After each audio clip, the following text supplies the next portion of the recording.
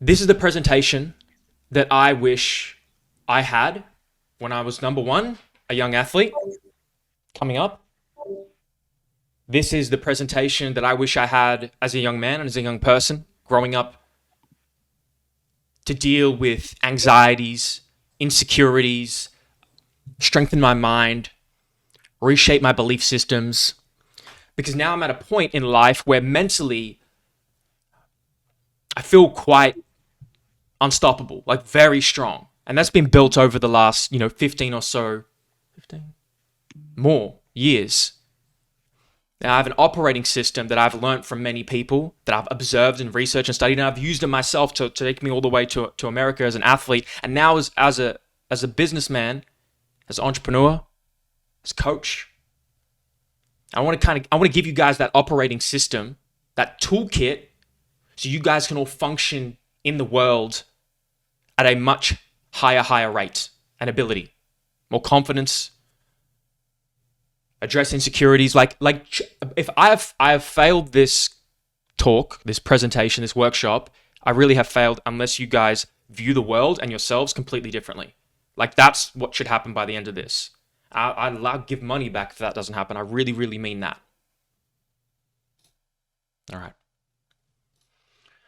This is what we're going to cover. Because this man is the reason this is existing, this presentation, right? Perspicacity. Some of you may have heard this word recently.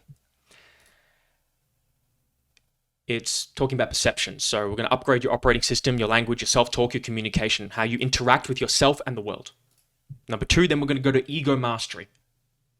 This is now going to talk about what you see to transcend your own insecurity and self-limiting beliefs. And then, my favorite, mind control. Mind control. That number 3 is what the whole workshop was based on. It wouldn't start without this. You'll see what it is. It's ambiguous for a reason. So number 1, perspicacity. It's one of my favorite new words. A penetrating discernment, a clarity of vision or intellect which provides a deep understanding and insight. Most people walk around the world ignorant. You guys, by the end of this, will be a lot less. Now, give me a thumbs up in the emojis if anybody has heard of this. The RAS, the reticular activating system. Or a thumbs down. All right, cool. This is very important. The reticular activating system is like an information filter. It filters in messages to our brain that we detect as important. It tells our minds and our body like what is the important stuff. Like we ignore 95% of the things in our surroundings. Now the example is the car you drive. You all notice the car you drive on the road, don't you? Before you got it, you didn't really notice that car. Yet it was there the whole time. You just didn't notice it. So I've recently done this. I've had this example recently with a car that I've been driving. I swear, I don't want to say what it is, but I was driving an M3. And it was 2022, and I swear I'd never seen this car before. Never, and I love cars. I never noticed it before until I started driving. I'm like, man, there's one. I sort of notice one every second day. And that's the reticular activating system telling me, noticing the very car that I drive. And this is going to become very apparent and important in a second. Okay? Your mind picks up things in your environment based on your beliefs. Because your beliefs have consequences. If you believe the world is conspiring against you,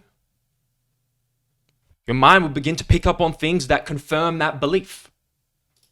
If you believe you are unlucky, if you believe you are a victim, if you believe you are weak, if you believe you have always been a failure, your mind will begin to pick up things that confirm that belief via your reticular activating system. There is a structure in our brain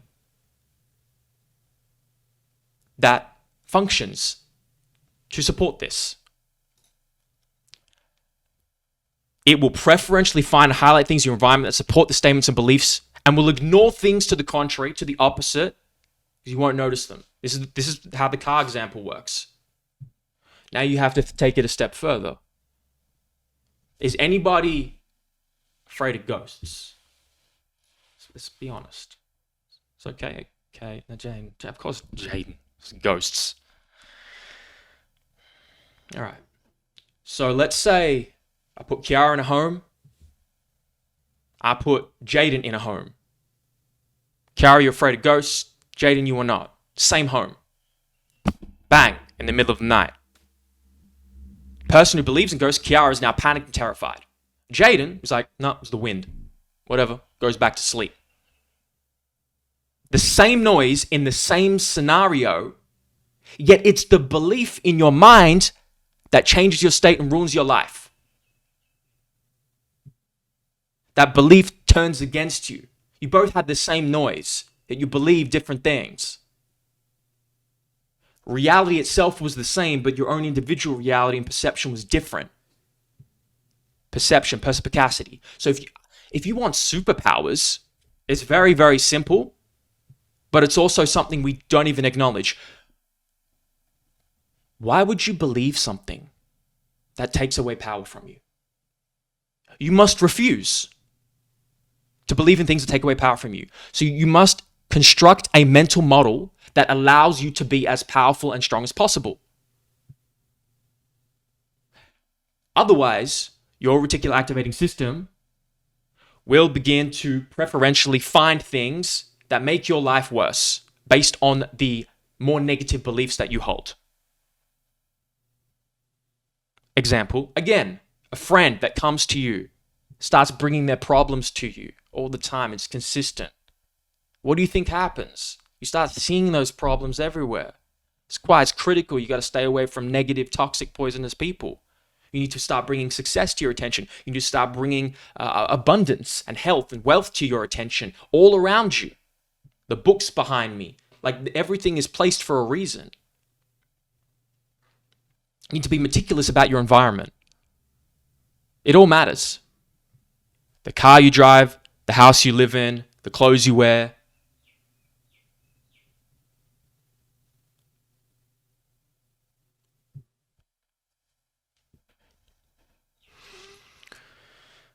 Those who haven't heard me speak,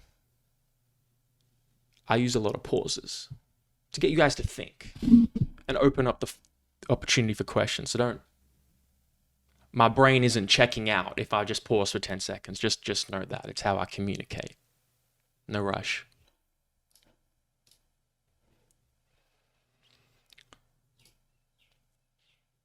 You want to know the most powerful statements in the world? It's these. You guys should interact with all of these statements very differently after these 2 hours. I am, I can, I can't. These are the most powerful statements in the world.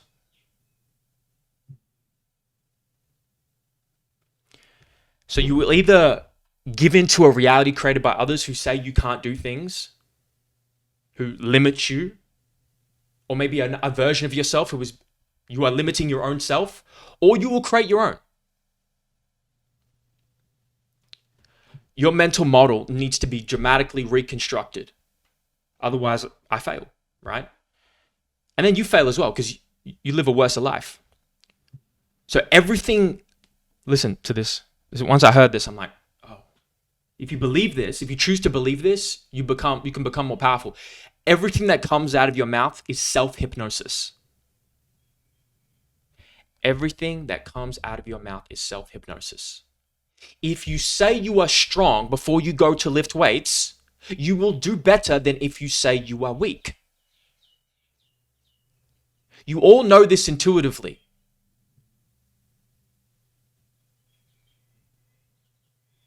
You know and observe that when people say negative things about you, it makes you feel worse. So why would you do that to yourself? It's a poison that only inflicts you. Everything that comes out of your mouth is self-hypnosis. You must be meticulous and very particular with the language you use.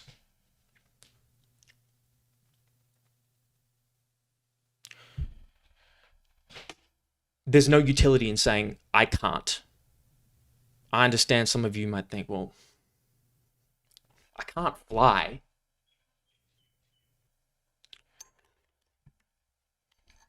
Saying that doesn't worsen your reality.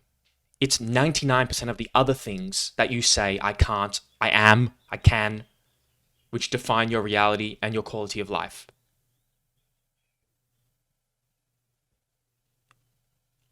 A lot of us, a lot of you are lazy with the language you use. You just say it and you let people say it to yourself. You must no longer be. But maybe you're skeptical. So I'm going to show you. Let me show you some examples, right? The 4-minute mile. Many of you have heard of this. Do you know doctors and experts used to say that it was impossible? It's impossible to run a 4-minute mile. Even medical journals, scientists, nerds like me would say it was physiologically impossible for the human body to break the 4-minute mile. There was papers. I found one, right? Blah, blah, blah, science stuff, right? When oxygen jet of 15 liters has been incurred, the body becomes incapable of further effects, blah, blah, blah. It's completely fatigued. Like papers, like a lot of them. So people didn't believe it was possible. You know, how many doctors would say what David Goggins is doing to his body and how he's pushing himself was impossible or would kill him? And then, what if he believed that? He'd still be fucking cleaning roaches out of fast food stores. But he denied reality itself. He created his own. This man did as well. Roger Bannister. Okay? Roger was the first man to break the 4-minute mile. A 4-minute mile was possible. I felt that the moment of a lifetime had come.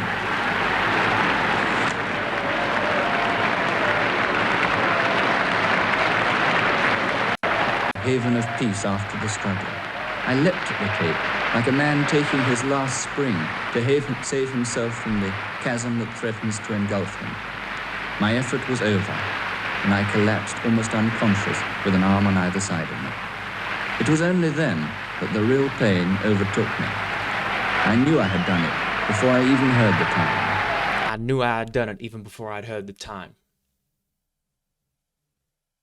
He had a type of belief that no one else had.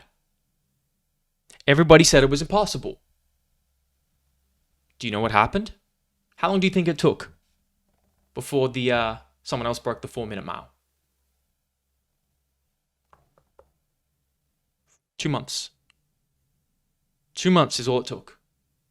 And then 100 people broke it within a year. Why? Because they now had the belief it was possible. There was no leaps in human physiology or genetics or science. One day, something hadn't been done. Another day, something had been done. And then a trickle effect started to play on people's minds. They knew it was possible. But it was the belief that was stopping them from even trying, let alone believing it was possible. So the question is, what's your 4-minute mile? What belief do you have that could be stopping you?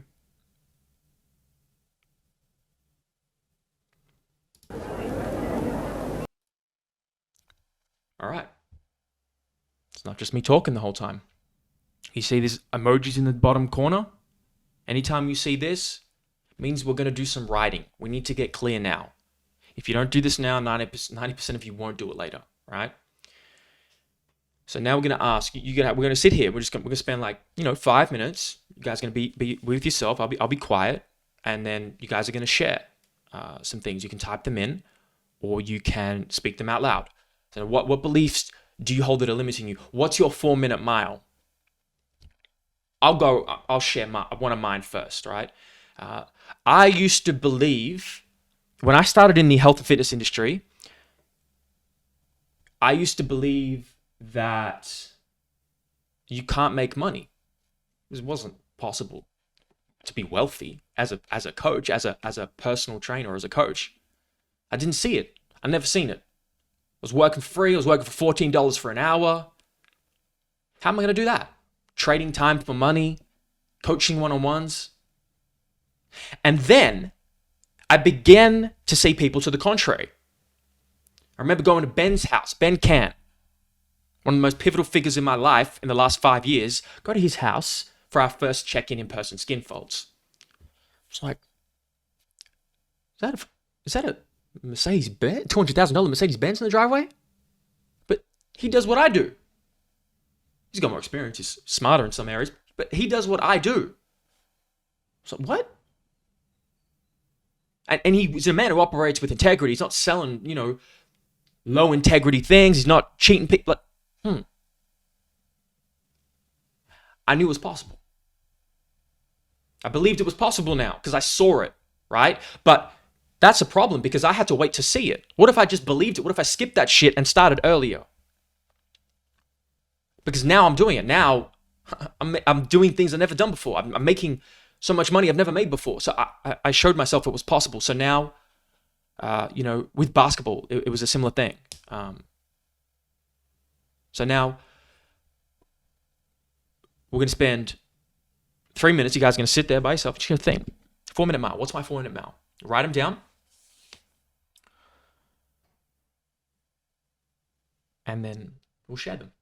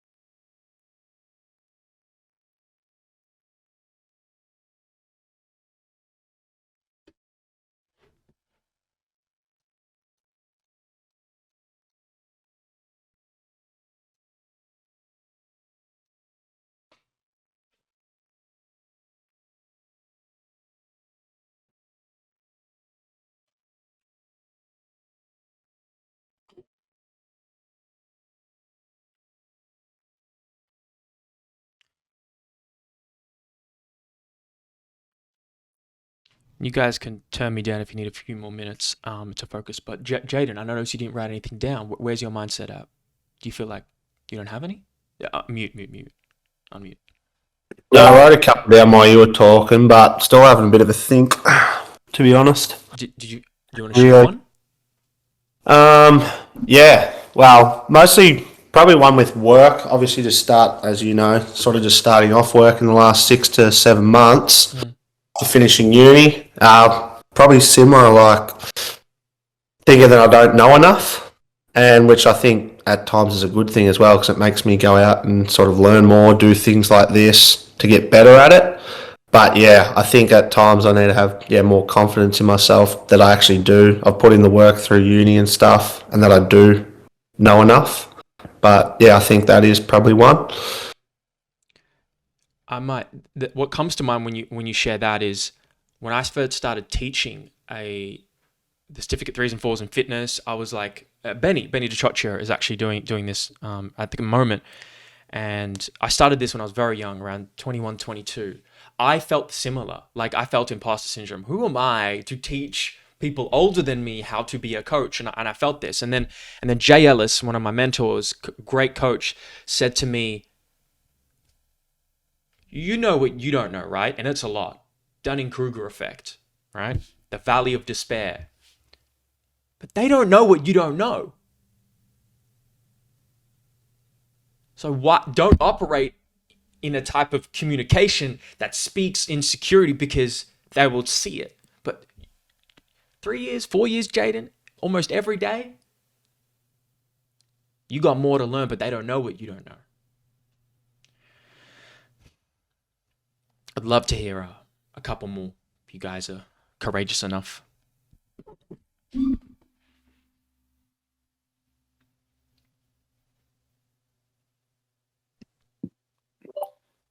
I'll share a similar one with yourself, or what you used to believe. It's like, I'll always battle with money.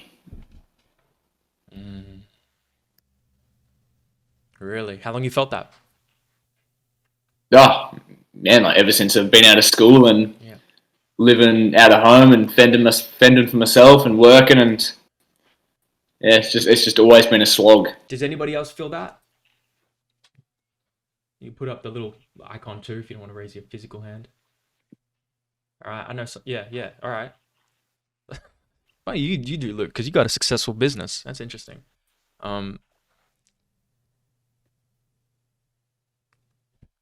But here's the thing: we know there's many people out there who have figured it out, right? Who are good with money. They're wealthy. So we know it's possible in reality. We don't need a Roger Bannister. What I wish I knew is you can just pay people to teach you. Books, audiobooks, all the way to mentors. Like, you can just pay for the answers for financial literacy. Like Alex Hormozi. Like, if you guys don't know him, follow him. He's not selling you anything, but he's just delivering incredible financial education. Jai, Taniel, if you guys can unmute, do you mind sharing? Yeah, John. Yeah, I'll go first. Can you hear me all good? I got you. Yeah. So I guess I had a couple. The main one that came to me is that people wouldn't value what I can offer as a trainer enough to give me a chance in the first place. Yeah. Especially starting out in the industry. That's something that I thought about a lot myself. And then, did you want me to go through the others as well? Go for one more, and I'll get Taniel. Then I went for a completely different kind of style one. I thought that maybe my lifestyle is hard for someone else to live with, I guess, as someone who feels like they're really committed to things like training and work and stuff. I feel like sometimes I maybe don't give enough to other stuff. Socially sometimes, all that kind of jazz. I can promise you for the second one, that one you just said, that your person that you find, you can find it. You know, jigsaw puzzles fit together. Like, you just got to find a jigsaw piece. Like, it's definitely possible. Like, I'm in that type of relationship. Like, you can have the jigsaw piece puzzle fit together. There are other people like you that's so possible, man. I guess it's hard to really feel until you experience it fully. But okay, Tanya. I found one. It was definitely when I started off my apprenticeship when I was a carpenter. I was just very pessimistic. Like, I didn't think I was going to be good. I thought I was just going to be like a labourer, bit of a shit kicker. But then, it took me a while. It took me a few years to get the swing of things, and then I started taking on plans and applying myself. And I saw someone who was about my age who owned his own business, and I was like, mate, how did you do it? And he told me, and I started applying the methods he gave me, and then third year, fourth year, I started running my own jobs and got a few promotions here and there. And it was just something that, like, really, really, I pigeonholed myself saying I wouldn't be good for so long until I kind of stopped using that, and I was like, I can do it. When I saw someone else in my position do the same thing. Just imagine if you felt that like 3-4 years earlier or years earlier, how much you could have been quicker. No, absolutely. It was, pretty mental to think about that. Yeah, if I saw that guy or just had that mindset from the get-go, it'd be so much different. Absolutely. But I'm going to ask one more person, then with the next exercises, I'll go through other people. Callum, I'd love to connect with you and hear if you don't mind sharing. Probably just around self-doubt. So I'm visually this year, exercise physiology. So it's probably, more just around, that lack of confidence and self-doubt initially. When I was, exposed to placements this year. So I think that's one thing Damn. that has helped a little bit. Callum, I think your internet is pretty choppy. I don't think that was just me, right? Yeah. Callum, I would actually love to hear it. Do you mind typing it out? Yeah, cool. Thank you, brother. Yeah, I was pretty choppy. I didn't get much of that self-doubt is what I heard. 100. Yeah, okay. Type that out, Callum. I'll take a read of that in a second. Let's keep going, okay? These are the beliefs that are holding you back. The 4-minute mile. You can break them. Belief is an powerful, unstoppable force that leads you to greatness and actualizing your potential. There was this famous scholar, I'm getting his name. Oh wait, that was me. I'm joking. I'm not a famous scholar. So this is, you might think, just belief. What am I just going to fake it till I make it? You hear that, right? It's like, no. A belief is not fake. A belief is real. A belief is real to you. You're not faking it. I believe I'm going to get 95, 100 kills. I'll get jacked. I believe I'm going to deadlift 300 kilos. I believe I'll make $1 million. You cannot convince me otherwise. I've made a decision. On my mind, it's already happened. I've made a decision. Like, you know what the example is? You know how some people believe in God? They believe in a higher power. Some of you believe in God. Some of you believe in a higher power, the universe, karmic, fate. You believe in something you cannot see or prove with science. You realize that, right? You believe in something you cannot touch, yet you know it to be true. Yet you do not believe in yourself. You do not believe in the dreams that you have for your life. What if you treated your faith in a higher power like you treated the belief as you did to yourself?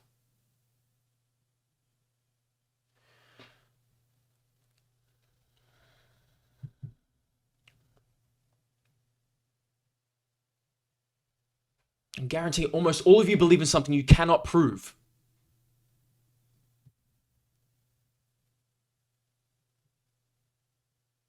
Yet it feels very real to you, doesn't it? That's your reality.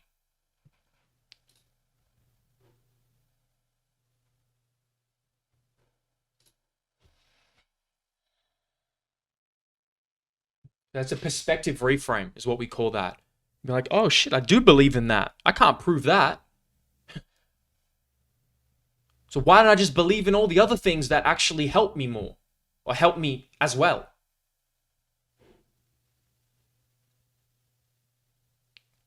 It's like irrational logic. I don't care if someone says it's irrational.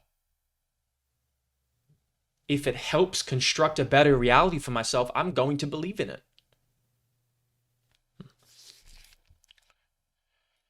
So, I am. At the end of this, you have to be absolutely done, completely done with using a language that doesn't serve you. Let me give you some examples of what you guys do, the back and forth, the left and right. I'm not going to say these words. This is how crazy I am with this stuff. I'm not even reading these. Do you understand? You can read it. I'm not even speaking it out loud. Some of these things you guys may have said to yourself. You know, with the fear one, I've used the word heights. I was an idiot. Like, if you have to experience heights and you have no choice, or a plane, maybe you're afraid of flying. Ugh, I don't even like saying that. Ugh. But I'm really not, so it doesn't even impact me. But let's say you are. How is that helpful to you to speak that out loud? But you're thinking it, you're speaking it. I don't want X to happen. None of that. That's all destructive. None of that helps you. 99% of the time, 99.9% of the time.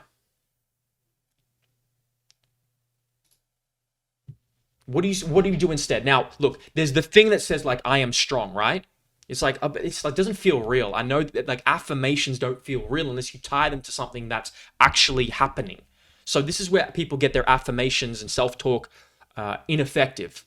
Instead of telling yourself or telling your clients and people around you to speak more positively, tell them also it's like I am getting stronger because I am doing.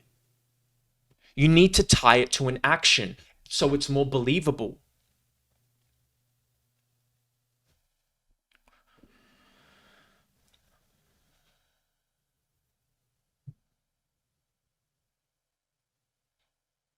It's like, I am rich. It's like, God, well, look. If I just tell you, Tyler, to say I am rich, or some of you to say I am rich, I'm like, it's not that believable, but it's certainly better than saying the opposite. So you say, I am improving my financial intelligence, my financial education by doing XYZ, or I am about to.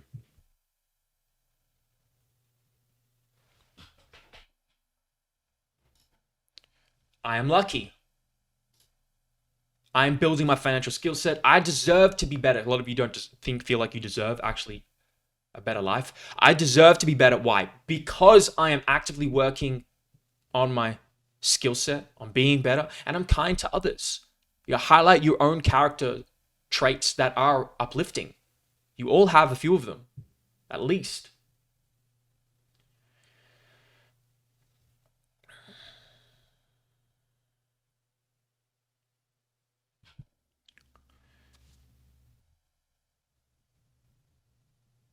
So what you do, you get an elastic band. Get an elastic band, you put it on your wrist. Anytime you notice yourself speaking destructively about yourself, you flick the elastic band. Because changing this language, some of you will either make a decision by the end of this and be completely done. Like that's what I have done. It's been so compelling to me after hearing so many different people explain to me the power of language and seeing it in the world. I'm compelled. I don't use the language on the left. Impossible. But some of you may need reinforcement. I won't be with you every day. Get the elastic band. You need some type of cue or trigger. Tell your spouse. Tell your friend. Get them to hold you accountable. Tell your parents. And on the right, you might think you want to set such big goals for yourself that people think your goals should be attainable. I don't know. In a way, I understand, but in another way, they should be so big that they are unattainable with your current capabilities. Why? Because a big goal forces you to change. It forces you to grow. So you don't let who you currently are define who you can become. You don't let who you are define who you can become. Those are two different people.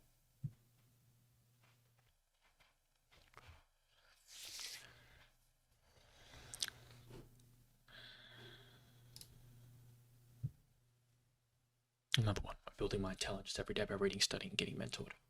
Some of you don't feel smart, you feel dumb. You feel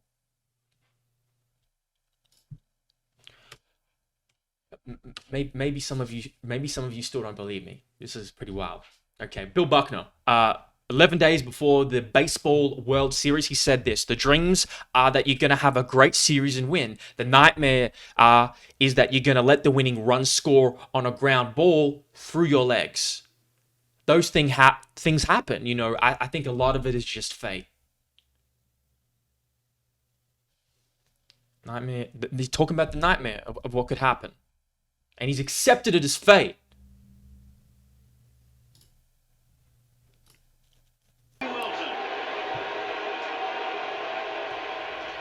Little roller up along first. Behind the bag.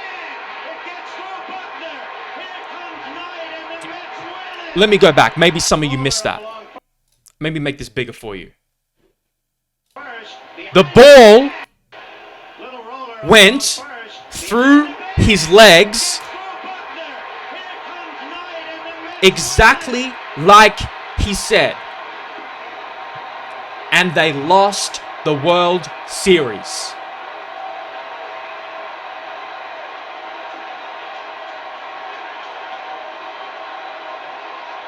This is not magic. These negative thoughts leave an impression on your mind.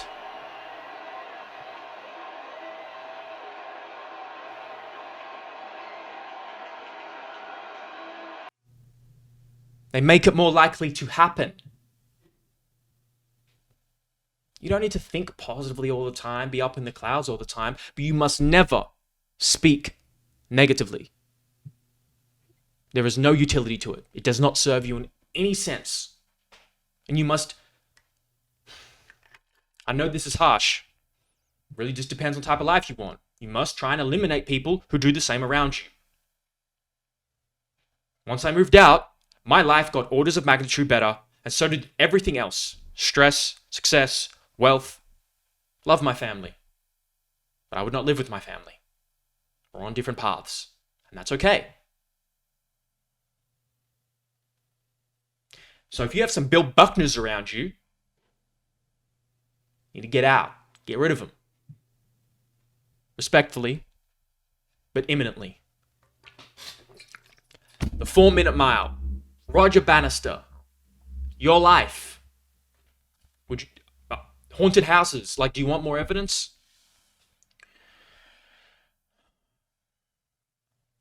He said it, and it came true. So, you guys, all right. As you can see now, there should be there's no benefit to speaking negative. Promoting helplessness has zero benefit. I know it's hard to think positive, but just sometimes it can be. Particularly, it's the hardest to speak positive in when things are really difficult, like when you're enduring suffering. So you don't have to force positivity all the time if you can't summon it. I don't even like saying that. You can summon it. But at minimum, do not speak negative. Be neutral. Most of my life is neutral. Not too high, not too low. Just neutral. I'm floating. Chilling.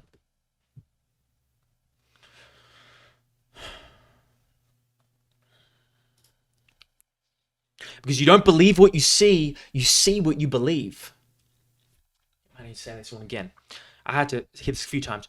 You don't believe what you see what you believe. You see what you believe.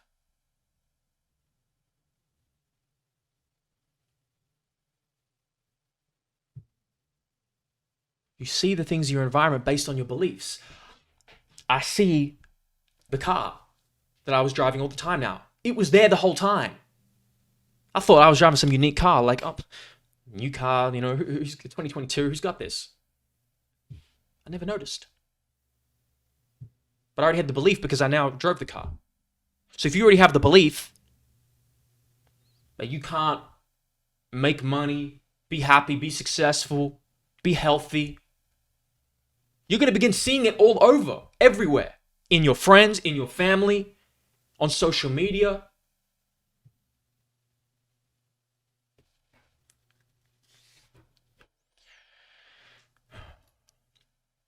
All right. Next, activity. A self-talk audit. Some people get their finances audited. Any of you ever done a self-talk audit?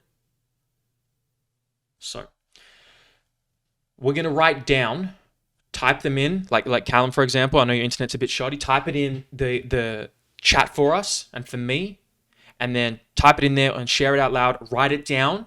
What I am statements do you say to yourself? It could be either way, destructive or constructive. Let's go both. You can do the column, destructive, constructive. Let's see how clever some of you can be at this.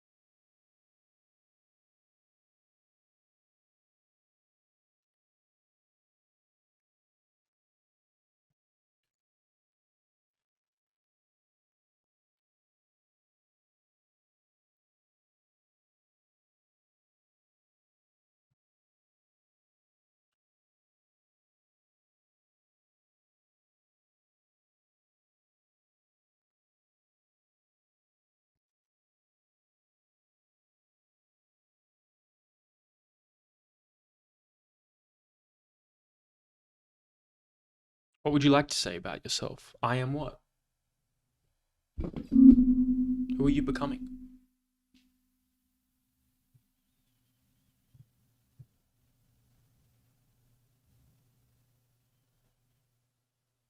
Career, as a father, as a sibling, as a friend, as a spouse.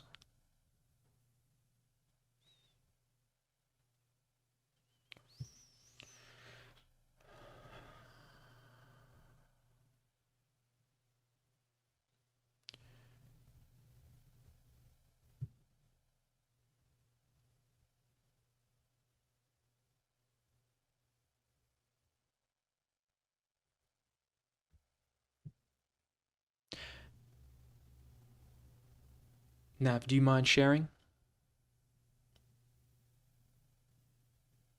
Yeah, I have a couple. Um, one that I've used as um, I've got a negative one and a positive one. Hmm. I think a negative one that I use is I am tired Mm. a lot. Mm. And when I make that call to myself, it's like I'm tired. I'm not gonna do it. Or I'm tired. So I'm just gonna, go to bed, and then I won't even sleep for another couple of hours, but I just say I'm tired, and it's just my excuse to get out of anything a bit more difficult. Yep. Um, It's a good realization. What's the counter? What's the alternative? um,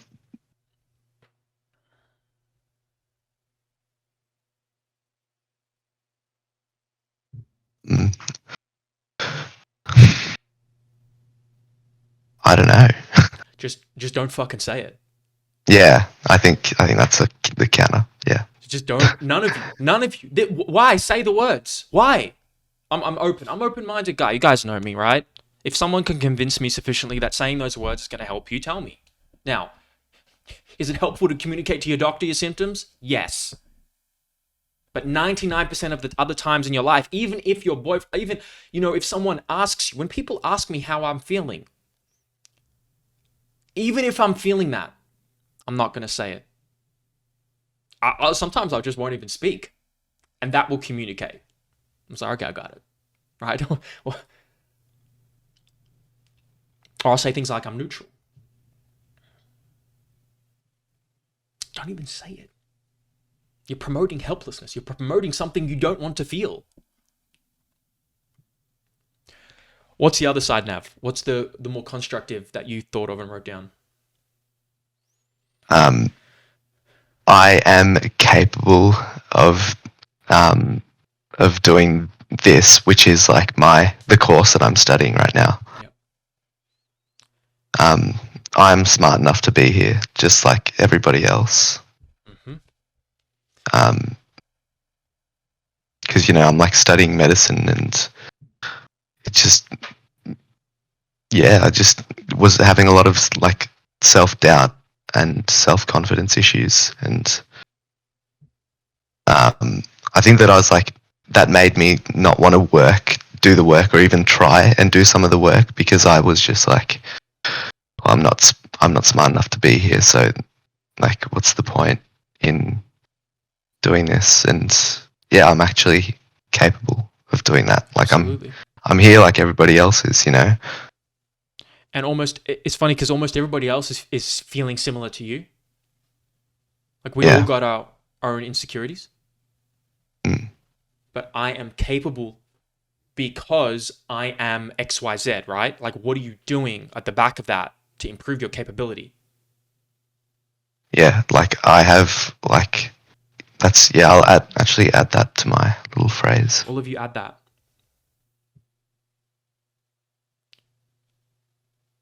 Jaden, when we come back, because we're coming back for this season, and mentally your mindset has to be unmute yourself for a sec, because you had a past season that had lower performance than you would like.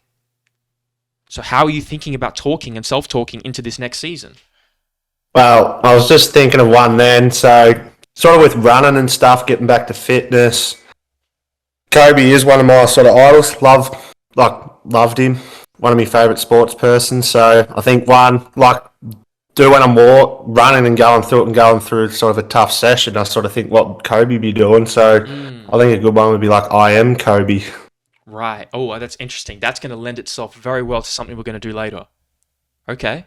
If that helps you channel that energy, that's a really good. Yeah. Is anybody else would like to share? Otherwise, I might pull someone up.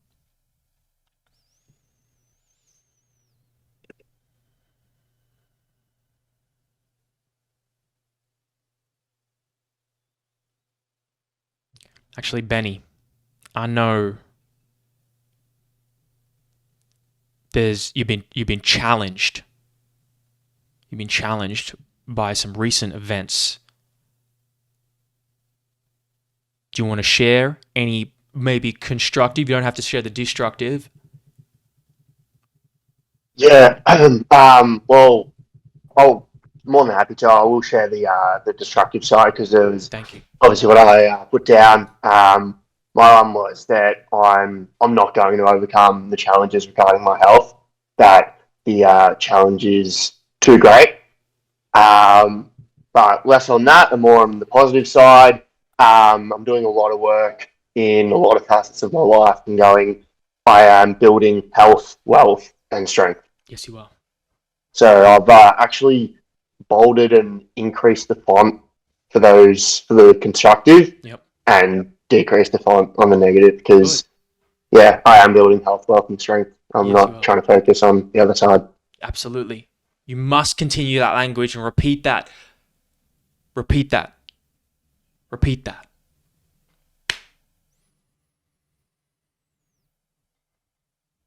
Luke, I'll finish with Luke. You got businesses. You're a father of many children. I don't know if I can hear you. No, I can't hear you.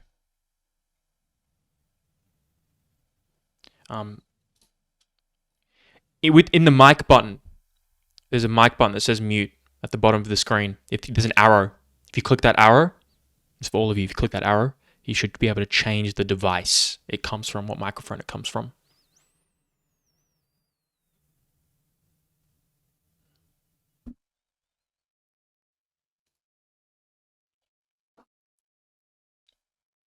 Keep playing with that while... Oh, wait. Go ahead. Now? Yes. Thank you. We're on.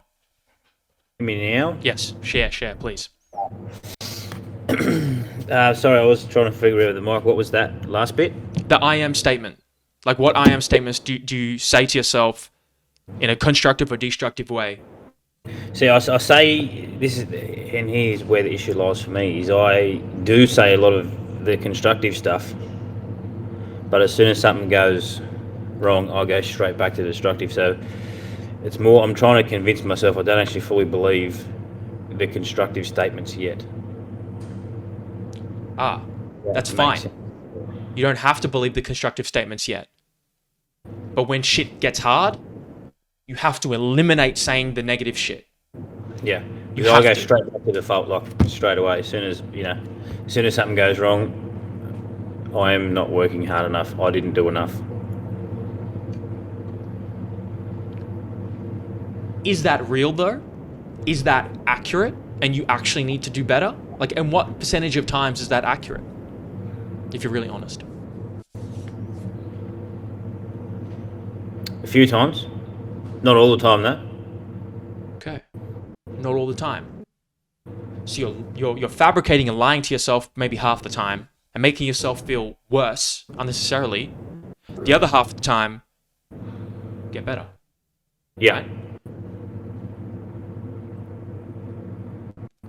Unless that energy thrusts you into better action immediately and creates a better surrounding for yourself and a better environment and a better outcome, then why would we say it anymore?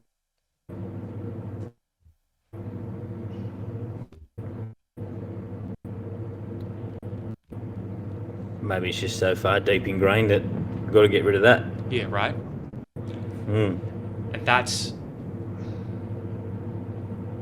that's either a decision you make today as a man, as a father, as a husband, to never speak in that language, which you can. You guys, I need to explain to you guys, this is all in here. Or you get that elastic band and you just begin like ingraining it out of yourself. Start telling your wife as well. Thank you, Luke. Thank you.